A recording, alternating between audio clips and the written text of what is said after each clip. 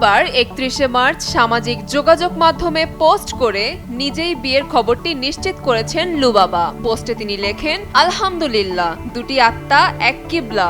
দুনিয়া ও আখিরাতের জন্য আল্লাহ আমাকে একজন দিন শিখার সঙ্গী উপহার দিয়েছেন। এই ঘোষণার পর ভক্ত ও নেটিজেনদের পক্ষ থেকে আসে অভিনন্দন ও শুভেচ্ছা। তবে একটি অংশ তার অপরিপক্ক বয়সে বিয়ে নিয়ে প্রশ্নও তুলেন। কিন্তু ঘটনার মোড় ঘোরে 1 এপ্রিল।